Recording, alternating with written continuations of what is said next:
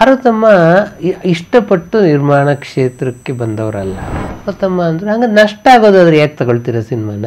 ನೀವು ಯಾಕೆ ಸಿನಿಮಾ ತಗೊಂಡು ನಷ್ಟ ಮಾಡಿ? ನಾನೇ ಡಿಸ್ಟ್ರಿಬ್ಯೂಟ್ ಮಾಡ್ತೀನಿ.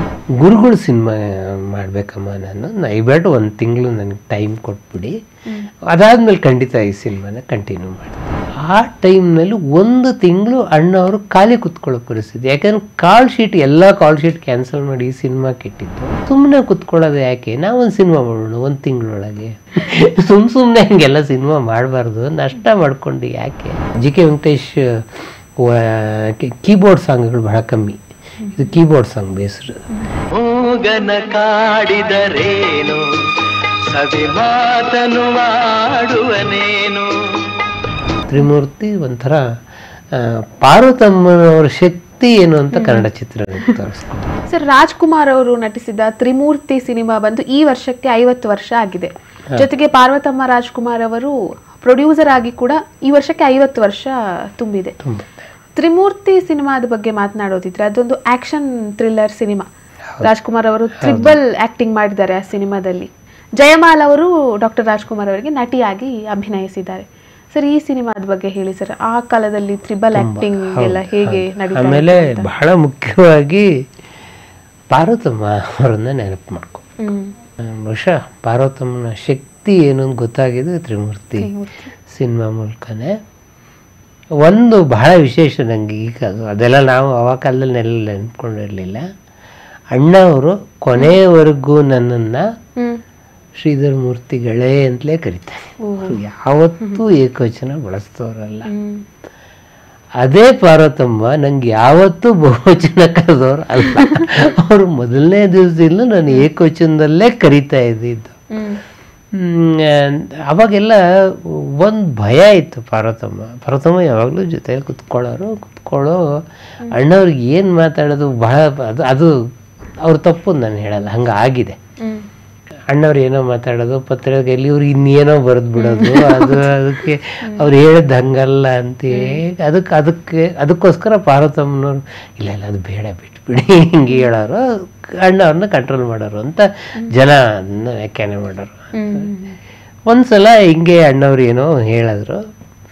ಆಮೇಲೆ ಅವತ್ತು ಪಾರ್ವತಮ್ಮನ ಇದ್ರು. ಅದು ಏನೋ ಅದು ಆ್ಯಕ್ಚುಲಿ ಅದು ಮದುವೆಗೆ ಹೋಗಿದ್ರು, ಅವ್ರ ಮನೇಲಿ ಯಾರೂ ಇರಲಿಲ್ಲ. ನಾವು ಅಣ್ಣವ್ರು ಮಾತ್ರ ಇದ್ವಿ. ಯೋಗದ ಬಗ್ಗೆ ಮಾತಾಡಿ, ಯೋಗದ ಬಗ್ಗೆ ಆ ಕುಂಡಲಿನಿ ಜಾಗೃತಿ ಬಗ್ಗೆ ಈ ಥರದ ಬಗ್ಗೆ ಎಲ್ಲ ಭಾಳ ಕುತೂಹಲ ಇತ್ತು ಅಣ್ಣವ್ರು. ಇದ್ರ ಬಗ್ಗೆ ಎಲ್ಲ ಏನೋ ಮಾತಾಡಿದ್ರೆ ಅಷ್ಟೊತ್ತಿಗೆ ಪಾರ್ವತಮ್ಮ ಬಂದರು, ಅವರು ಕುತ್ಕೊಂಡ್ರು. ಆಮೇಲೆ ಹೋಗಿ ಏನಾರು ಕೊಟ್ರ ಇಲ್ವ ಕಾಫಿಗೆ ಅಂದ್ರೆ ಏನೂ ಇಲ್ಲವಾದ ಕಾಫಿ ತಲ್ಲಿ ಕೊಟ್ಟರು, ಮುಗೀತು.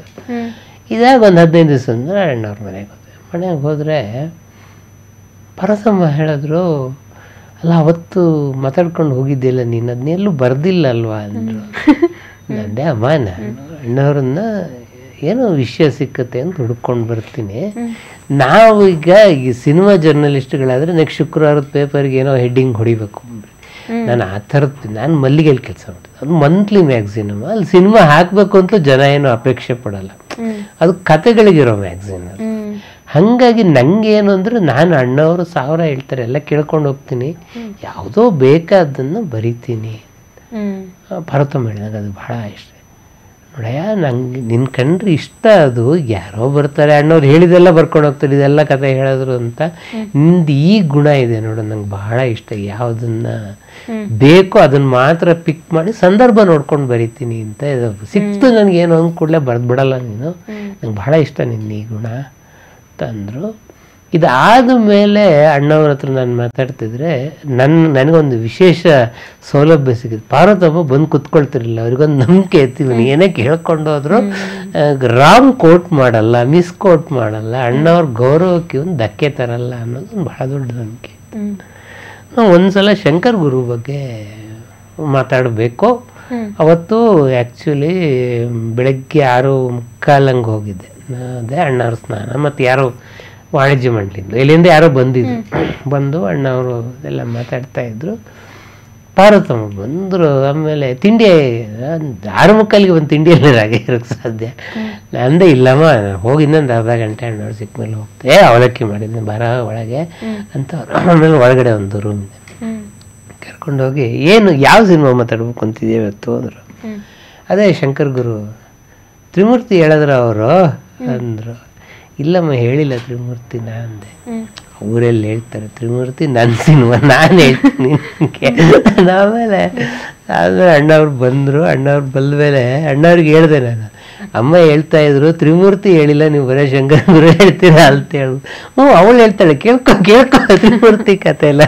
ನನಗೆ ಇದೆಲ್ಲ ಬಹಳ ನೆನಪಾಗುತ್ತೆ. ಈಗ 50 ವರ್ಷ ತ್ರಿಮೂರ್ತಿ ಸಿನಿಮಾ ಅಂತ ಮಾತನಾಡುವಾಗ ಆ ಸಿನಿಮಾನ ಎಷ್ಟು ಇಷ್ಟಪಟ್ಟು ಪಾರ್ವತಮ್ಮ ಮಾಡಿದರು. ಪಾರ್ವತಮ್ಮ ಇಷ್ಟಪಟ್ಟು ನಿರ್ಮಾಣ ಕ್ಷೇತ್ರಕ್ಕೆ ಬಂದವರಲ್ಲ ಅವರು ತೆರೆಯ ಹಿಂದೆನೇ ಇದ್ದವರು. ಅಣ್ಣವ್ರ ವೈಯಕ್ತಿಕ ಬದುಕು ಇದನ್ನೆಲ್ಲ ನೋಡ್ಕೊಳ್ಳೋರು. ಸದಾಶಿವನಗರ ಮನೆ ಕಟ್ಟುವಾಗ ಅವರಿಗೆ ಹಣ ಬೇಕಾಯಿತು. ಅದು ಇದು ಅಣ್ಣವ್ರ ಬ್ಯಾಲೆನ್ಸ್ ಶೀಟನ್ನು ನೋಡಿದ್ರೆ ಇಷ್ಟು ವರ್ಷ ಸಿನಿಮಾದಲ್ಲಿದ್ದು ಇವ್ರು ಇಷ್ಟೇ ನಾನು ದುಡಿದಿರೋದು, ಹಂಗಾದರೆ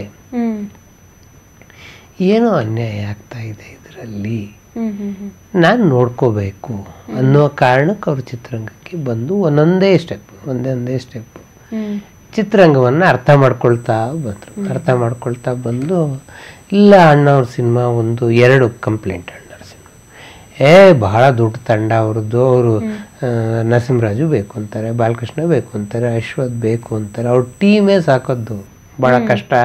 ಇಂಥವರೇ ಕ್ಯಾಮ್ರಾಮನ್ ಬೇಕು ಅಂತಾರೆ, ಇಂಥವರೇ ಎಡಿಟ್ರ್ ಬೇಕು ಅಂತಾರೆ. ಇನ್ನು ಉತ್ತರ ಕರ್ನಾಟಕದಲ್ಲೆಲ್ಲ ಅಣ್ಣವ್ರ ಸಿನಿಮಾ ಹೋಗಲ್ಲ, ಭಾಳ ನಷ್ಟ ಆಗುತ್ತೆ, ನಾವೇನೋ ಅಣ್ಣವರು ಅಂತ ತಗೊಳ್ತೀವಿ. ಪಾರ್ವತಮ್ಮಂಗೆ ಹಂಗಾರೆ ಹೌದಾ ಇದು? ನಿಜವಾಗ್ಲೂ ಹೌದಾ ಅಣ್ಣವ್ರ ಸಿನಿಮಾ ಹೋಗಲ್ವಾ? ಹಂಗಾದ್ರೆ 75,000 ರೂಪಾಯಿ ಮೇಲೆ ಕೊಡೋಕ್ಕಾಗಲ್ಲ ಒಂದು ಇದಕ್ಕೆ. ಇದನ್ನು ನಾನು ಪರೀಕ್ಷೆ ಮಾಡಿ ಶ್ರೀನಿವಾಸ್ ಕಲ್ಯಾಣನ ಅವರ ಸಂಬಂಧಕ್ಕೆ ತಮ್ಮನ ಹೆಸರಿನಲ್ಲಿ ಶ್ರೀನಿವಾಸ್ ಕಲ್ಯಾಣ ಫಸ್ಟು ಮಾಡಿದ್ರು. ಶ್ರೀನಿವಾಸ್ ಕಲ್ಯಾಣ ಮಾಡಿದ್ಮೇಲೆ ಅವರಿಗೆ ಈ ವ್ಯವಹಾರಗಳೆಲ್ಲ ಒಂದೊಂದೇ ಅರ್ಥ ಆಗಿ, ಓಹೋ ಇವರು ಸುಳ್ಳು ಹೇಳ್ತಾ ಇದ್ದಾರೆ, ಇವರು ಹೇಳುವ ಮಟ್ಟಿಗೆ ಇಲ್ಲ. ಲಕ್ಷ್ಮೀನಾರಾಯಣ್ ಅಂತ ಒಬ್ಬರು ಅವ್ರಿಗೆ ಸಪೋರ್ಟಿಗೆ ಬಂದರು. ಆಮೇಲೆ ಡಿಸ್ಟ್ರಿಬ್ಯೂಷನಿಗೆ ಬಂದಾಗ ಅವರು ಯಾರೋ ಇಲ್ಲ ಹುಬ್ಳಿ ಸೆಂಟ್ರಲ್ಲಿ ಅಣ್ಣವ್ರ ಸಿನಿಮಾ ಹೋಗಲ್ಲ. ಪಾರ್ವತಮ್ಮ ಅಂದರು ಹಂಗೆ ನಷ್ಟ ಆಗೋದಾದ್ರೆ ಯಾಕೆ ತಗೊಳ್ತೀರ ಸಿನಿಮಾನ? ನೀವು ಯಾಕೆ ಸಿನಿಮಾ ತೊಗೊಂಡು ನಷ್ಟ ಮಾಡಿ? ನಾನೇ ಡಿಸ್ಟ್ರಿಬ್ಯೂಟ್ ಮಾಡ್ತೀನಿ, ಚಂದ್ರಿಕಾ ಮೂವೀಸ್ ಅಂತೇಳಿ ಡಿಸ್ಟ್ರಿಬ್ಯೂಷನ್ ಅನ್ನ ಶುರು. ಯಾವಾಗ ಪಾರ್ವತಮ್ಮ ಎಲ್ಲ ತಮ್ಮ ಕಂಟ್ರೋಲಿಗೆ ತಗೊಂಡ್ರು ಆಗ ಅವ್ರಿಗೆ ಗೊತ್ತಾಗ್ತದೆ ಎಷ್ಟು ಇವರೆಲ್ಲ ದುಡ್ಡು ನುಂಗಾಗ್ತಾ ಇದ್ದಾರೆ ಅಣ್ಣವ್ರ ಹೆಸರನ್ನು ಹೇಳಿ. ಸೊ ಲಾಸ್ ಆಗಿದೆ ಸಿನಿಮಾ ಅನ್ನೋದು ಇದನ್ನು ಕಾಲ್ಶೀಟ್ ತೊಗೊಂಡೋಗೋದು. ಅದು ವಾಸ್ತವವಾಗಿ ಅವ್ರು ಲಾಭ ಮಾಡ್ಕೊಂಡಿರ್ತಿತ್ತು. ಇದು ಪಾರ್ವತಮ್ಮ ಅವ್ರಿಗೆ ಅರ್ಥ ಆಗ್ತಾ ಬಂತು. ಆಮೇಲೆ ಶಂಕರ್ ಗುರುನ ರಾಧಾಕೃಷ್ಣ ಅಂಥೇಳಿ ಸಂತ ತುಕಾರಾಮ್ ಪ್ರೊಡ್ಯೂಸರು ಮಾಡಬೇಕು ಅಂತ ಅಂದ್ಕೊಂಡಿದ್ರು. ಮಾಡಬೇಕು ಅಂತ ಅಂದ್ಕೊಂಡು ಅವರು ಹಾರ್ಟ್ ಅಟ್ಯಾಕ್ ಆಗಿ ಹೋಗ್ಬಿಟ್ರು ರಾಧಾಕೃಷ್ಣ. ಸಿನಿಮಾ ನಿಂತೋಯ್ತು. ನಿಂತು ಹೋದಾಗ ಪತ್ರಿಕೆಗಳೆಲ್ಲ ಏನು ತ್ರಿಪಾತ್ರ ಮಾಡ್ತೀರಿ ಅಂತಂದ್ರು. ಅದೇನು NTR ಥರನ ಇವ್ರ ಕಲೆಯಲ್ಲಿ ಮಾಡೋಕ್ಕಾಗತ್ತೆ ಈ ಥರದ ಲೇಖನಗಳನ್ನು ಯಾರು ಬರೆಯೋರು ಆ ಕಾಲದಲ್ಲಿ ಇದ್ರು, ಎಲ್ಲ ಕಾಲದಲ್ಲಿ ಎಲ್ಲ ಆ ಥರನೂ. ಸೊ ಈ ತ್ರಿಮೂರ್ತಿಗೆ ಮುಂಚೆ ಏನಾಗೋಯ್ತು, ಆರತಿ ಒಂದು ಸಿನಿಮಾ ಒಪ್ಕೊಂಡಿದ್ರು, ರಾಜ್ಕುಮಾರ್ ಆರತಿ. ಅದು ಯಾವುದೊಂದು ಪಾರ್ವತಮ್ಮನ ನೆನಪು ಮಾಡಿಕೊಂಡ್ರು ರಾಜನ ರಾಜ ಇರಬಹುದು ಅಂತ ನನಗೊಂದು ವೈಲ್ಡ್ ಗೆಸ್. ಬಟ್ ಪಾರ್ವತಮ್ಮ ಅವ್ರಿಗೂ ನೆನಪಿರಲಿಲ್ಲ. ಆರತಿ ಅವರಂದ್ರು ಗುರುಗಳು, ಅವಾಗಿನ್ನೂ ಮದುವೆ ಆಗಿರಲಿಲ್ಲ ಪುಟ್ಟಣ.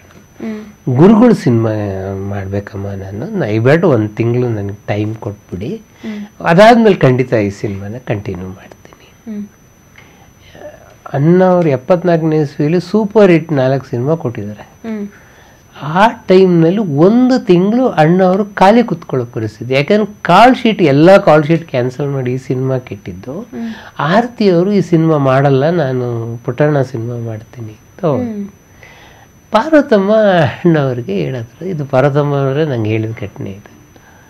ಸುಮ್ಮನೆ ಕುತ್ಕೊಳ್ಳೋದು ಯಾಕೆ, ನಾವೊಂದು ಸಿನಿಮಾ ಮಾಡೋಣ 1 ತಿಂಗಳೊಳಗೆ. ಅಣ್ಣವ್ರು ಹೇಳಿದ್ರು, ಪಾರ್ವತಿ ನಿಂಗೆ ಏನಾದರೂ ಬುದ್ಧಿ ಇದೆಯಾ, ಇದು ಸುಮ್ಮನೆ ಹಿಂಗೆಲ್ಲ ಸಿನಿಮಾ ಮಾಡಬಾರ್ದು, ನಷ್ಟ ಮಾಡ್ಕೊಂಡು ಯಾಕೆ. ಉದಯಶಂಕರ್ನ ಕರೆದು ಪಾರ್ವತಮ್ಮ ಹೇಳಿದ್ರು, ಒಂದು ಕತೆ ರೆಡಿ ಮಾಡಿ, ಹೆಚ್ಚು ಔಟ್ಡೋರ್ ಇಲ್ಲ, ಎಲ್ಲ ಇಂಡೋರಲ್ಲೇ, ಒಂದು ಸಸ್ಪೆನ್ಸ್ ಥ್ರಿಲ್ಲರ್. ಆ ಕಾಲದಲ್ಲಿ ಗಂಧದ ಗುಡಿ ಎಲ್ಲ ಮಾಡಿದ್ರು ಎಮ್ ಡಿ ಸುಂದರ್ಗೆ ಒಂದು ಕತೆ ಮಾಡಕ್ಕೆ ಹೇಳಿ. ಅಣ್ಣವರೇ ತ್ರಿಪಾತ್ರ, ಅವರದ್ದೇ ಮೆಜಾರಿಟಿ ಸಿನಿಮಾದಲ್ಲಿ, ಯಾಕಂದ್ರೆ ಅವರೇ ಕ್ಯಾಪಿಟಲ್. ನಮಗೆ 1 ತಿಂಗಳಿಗೆ ಸಿಕ್ಕಿದೆಯಲ್ವಾ, ಈ ಕಾಲ್ ಶೀಟಲ್ಲಿ ಆಗ್ಬಿಡ್ಬೇಕು ಈ ಸಿನಿಮಾ.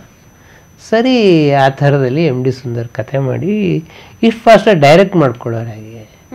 ಸಿ ವಿ ರಾಜೇಂದ್ರನ್ನು ತಮಿಳು ಸಿನಿಮಾದಲ್ಲಿ ಹಾಸ್ಯ ಸಿನಿಮಾ ಮಾಡ್ತಾಯಿದ್ರು. ಅವರು ಥ್ರಿಲ್ಲರ್ ಗಿಲ್ಲರೆಲ್ಲ ಮಾಡ್ತಿದ್ದವರಲ್ಲ. ಸಿ ವಿ ರಾಜೇಂದ್ರನು ಎಮ್ ಡಿ ಸುಂದರ್ ಭಾಳ ಸ್ನೇಹಿತರು. ಸಿ ವಿ ರಾಜೇಂದ್ರನನ್ನು ಕರ್ಕೊಂಡು, ಸಿ ವಿ ರಾಜೇಂದ್ರನ್ ನಿರ್ದೇಶನ ಮಾಡಿದ ಮೊದಲ ಕನ್ನಡ ಸಿನಿಮಾ ತ್ರಿಮೂರ್ತಿ.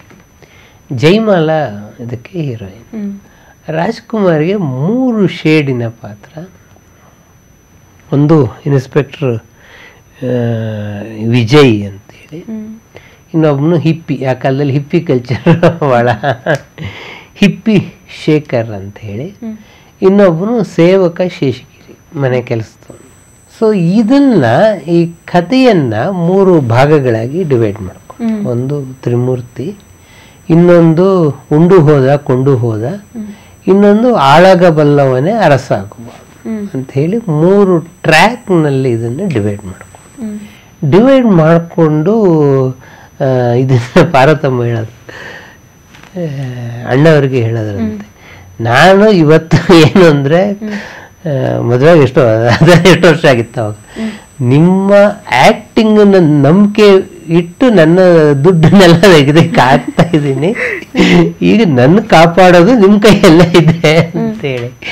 ಅಣ್ಣ ಅವರು ಯಾವಾಗಲೂ ಹೇಳೋರು, ಅಲ್ಲ ಯಾವನೋ ಪ್ರೊಡ್ಯೂಸರು ಏನೋ ಸಿನಿಮಾ ಮಾಡ್ಕೊಂಡು ಹೆಂಡ್ತಿನ ಪ್ರೊಡ್ಯೂಸರ್ ಆಗ್ಬಿಟ್ರಿ, ಇದು ಕಷ್ಟ ಆಗೋಯ್ತಲ್ಲ. ನಾಳೆ 2 ಇಡ್ಲಿ ಜಾಸ್ತಿ ತಿಂದ್ರು ಪ್ರೊಡ್ಯೂಸರ್ ಹೆಂಡ್ತಿದ್ದಾನೆ, ಅದು ಎಕ್ಸ್ಪೆನ್ಸ್ ಎಲ್ಲ ಆಗೋಯ್ತು, ಈ ಥರದಲ್ಲಿ ಆಗತ್ತೆ ಅಂಥೇಳಿ ಭಕ್ತವತ್ಸಲಮ್ಮ ಅವ್ರಿಗೆ ಬಹಳ ರೆಗ್ಯುಲರ್ ಎಡಿಟರು, ಶ್ರೀಕಾಂತ್ ಕ್ಯಾಮ್ರಾಮ್ಯಾನು, ಬಹಳ ಮುಖ್ಯವಾಗಿ ಜಿ ಕೆ ವೆಂಕಟೇಶ್ ಸಂಗೀತ. 1 ತಿಂಗಳು ಏನು ಕಾಲ್ ಶೀಟು ಗ್ಯಾಪ್ ಉಳಿದಿತ್ತು, ಅಲ್ಲಿ ತ್ರಿಮೂರ್ತಿ ಸಿನಿಮಾನ ಮಾಡಿ ಎಡಿಟಿಂಗ್ ಮಾಡಿ ಬಹಳ ಅದ್ಭುತವಾಗಿ ಮಾಡಿದ್ರು. ಅದರಲ್ಲಿ ಬಹುಶಃ 2 ಹಾಡಂತೂ ಬಹಳ ಅದ್ಭುತವಾಗಿ ಇವತ್ತಿಗೂ ಫೇಮಸ್ಸು. ಮೋಗನ ಕಾಡಿದರೆ ಏನು, ಸವಿ ಮಾತನು ಆಡುವನೇನು, ಅದು ಜಿ ಕೆ ವೆಂಕಟೇಶ್ ಒಂಥರ.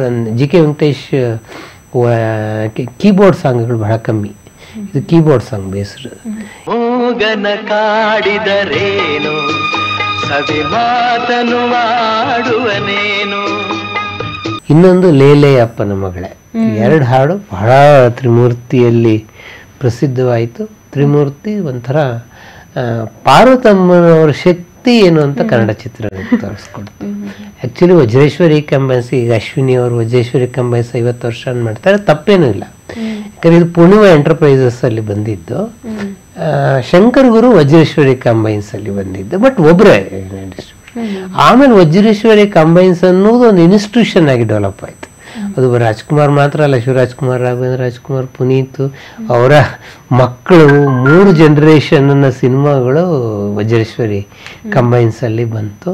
ಅದೆಲ್ಲದಕ್ಕೂ ನಾಂದಿ ಹಾಡಿದ್ದು ತ್ರಿಮೂರ್ತಿ.